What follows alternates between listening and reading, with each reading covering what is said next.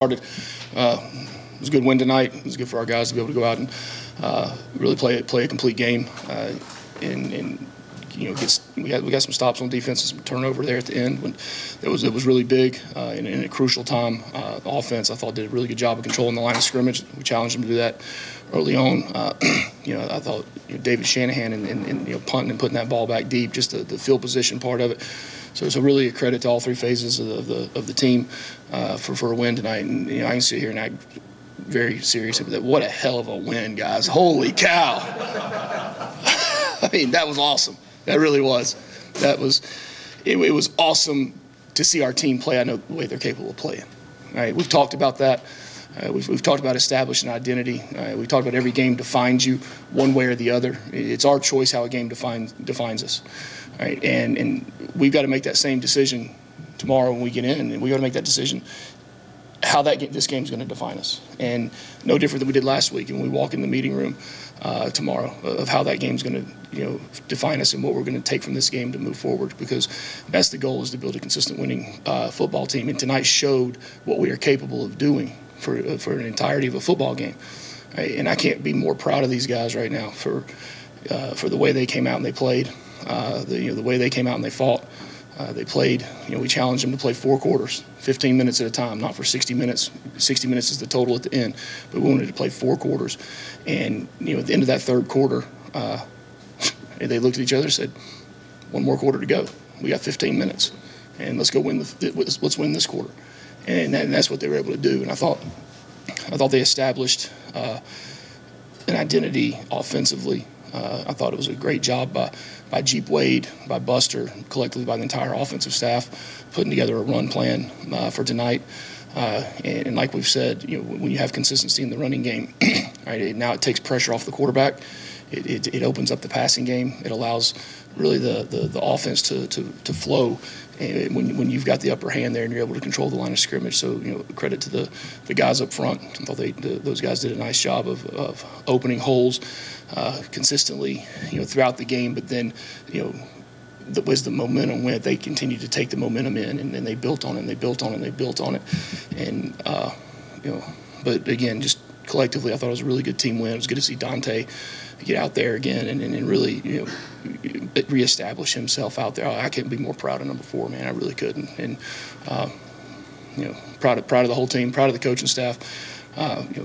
Credit North Carolina. They're a good football team, and they played the whole game. They got an explosive offense, really good quarterback, really good running back, and we were able to play for 4 quarters and come out with a win. So with that, any questions? Questions? Colin? What is it about your teams and ranked opponents that in the ACC that seems to bring the best out of them? Do y'all really think I know the answer to that? I mean, my boss is sitting right there. I mean, like I'm gonna know what the answer to that is. If I knew the answer, it wouldn't happen every time. It'd happen consistently. So, you know what? There's a little bit of an underdog mentality at Georgia Tech, right? There's a little bit of that at Georgia Tech. Actually, there's a whole lot of that at Georgia Tech, right? We like it the hard way, right? We like trying to go and solve problems and figure things out and do things people don't think we can do, right? Well, now it's flipped. They know what you can do when it comes to a ranked team, so now let's flip the script and turn it the other way. So I don't have an answer of why they do, but I'm glad they have that grit internally. I'm glad they have that ability to really put things behind them that whether it's good or bad, and move forward. So we've got to continue to carry that through tomorrow and to the next week. So why tonight for Dante? I mean, why was this sort of his coming out party this year? We'll keep that in-house. I mean, but it was really good to see him out there tonight and be able to do what he's capable of doing. Rod? And there was no discipline. Don't get me wrong. I'm not saying I shouldn't have said it like that. But that's just, that's me and Tay. If Tay wants to talk to you, I mean, that's fine. But, he earned his job out there tonight. He really did. Proud of him. Very proud of him. Had a long talk with him after coming off the field, a very emotional talk, both of us, and it was very proud of him. Did he? How big a role did the atmosphere in the stadium tonight play? Man, it was awesome. Bobby Dodd Stadium was rocking tonight. I mean, from the music that was playing, the different entertainment within, the lights on, the lights off. I mean, the fans just, the music, I mean, it's the fans were going. It was electric. It was electric, and I challenge more people the next time we play here to continue to come and continue to build on that and build on that, because I know what this place is. I know what this stadium is. I know what this stadium is when it's rocking like that. All right, whether it's night, whether it's 12 o'clock, whether it's 2 o'clock, it doesn't matter. We got to have the same atmosphere and the same energy every time, because if you don't think this team feeds off of that, if you don't think the coaches feed off of that, everyone feeds off of that. All right, that's what home field advantage is all about. And tonight we had somebody try to come in our home and take what's ours, and we defended our home. We treated this as our home. This is our home, right? And that's the way they played tonight here at Bobby Dodd. Charlotte. You mentioned Dante. Brett Seither also had a couple scores. Just how important was it to have that level of depth on offense tonight? Yeah, I mean, you get to this point in the season, player availability is so key. I mean, you get to the second half of the season and you start getting into the meat of the schedule. And one player here, one player there, it makes a difference. And to have the depth out there, to have really 3 tight ends that were out there all making plays and doing things. Dante, Eric being back obviously is a huge plus for us. Jordan Williams, I thought Jordan Williams, him coming back out and being out there and playing the way Jordan, even still, probably not completely 100%, but man, he played a really good football game. Jackson. You've been in a similar position to this after beating a ranked team in Miami earlier this year, and now you're going to be facing Virginia next week. Is there anything you're going to change up to try to keep the team focused and not falter like they did against Boston College? What would you suggest? I'm open for suggestions. I'm not a coach. I watched Virginia on tape all this week. I think that's enough to worry about. I watched them all tape, just beat the team that we just beat out there. Right? What are we saying? And that's, I'm not negative by any means with what you said. I very much appreciate that. But that right there is the narrative that's created, all right, that our players have to listen to every single day. When you talk about external distractions that our players have to hear, that they have to listen to, that we spend so much of every day fighting those things back down because, oh, you're supposed to win this game and you're not supposed to win this game. All right, who says that? I don't know.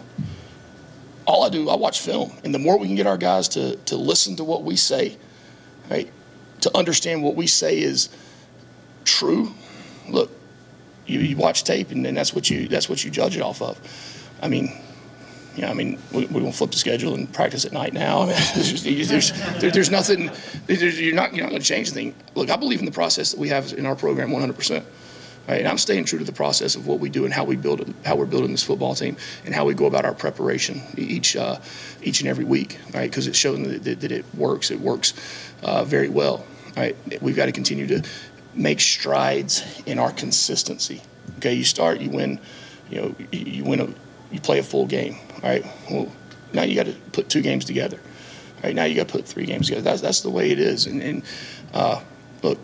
Like I said, there'll be no difference going in there tomorrow, right, than it was going in this week, because when you go in there different after a win, I mean, there's just as many mistakes out there tonight as there was, right, in the last game, right, and it'll be very easy to see and find, right. We can't get it twisted just because the scoreboard ended up in our favor tonight.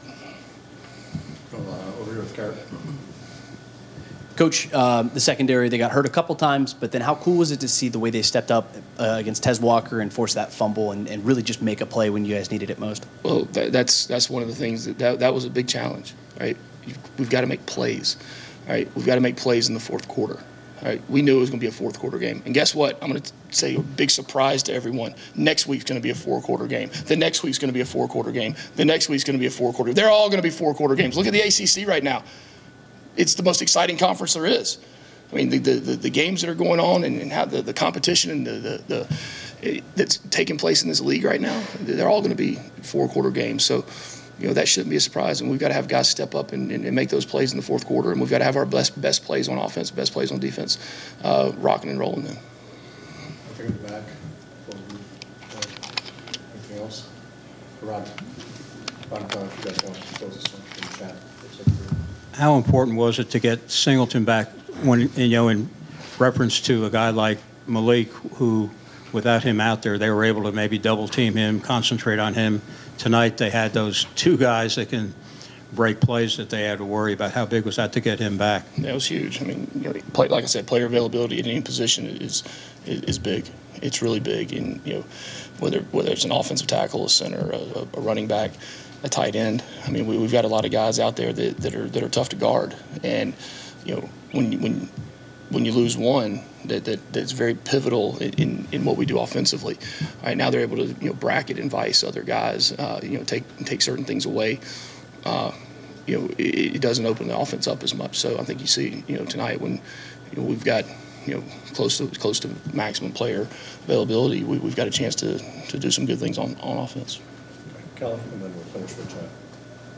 I was just curious about Jamal Haynes. I saw he was in street clothes towards the end, and then just any other dings or bruises in the game? Yeah, I mean, I went in the locker room, I sang the fight song, I went to the network outside, did that, and I came right up here. So unless y'all are interviewing the trainers tonight, I guess we'll find out before the press conference on Tuesday. Chad. This is the first time you've ever worn blue? No? No? Second time. Pitt, last year. Attention to detail, All right. Coach, thank you. Is that it? Go Jackets.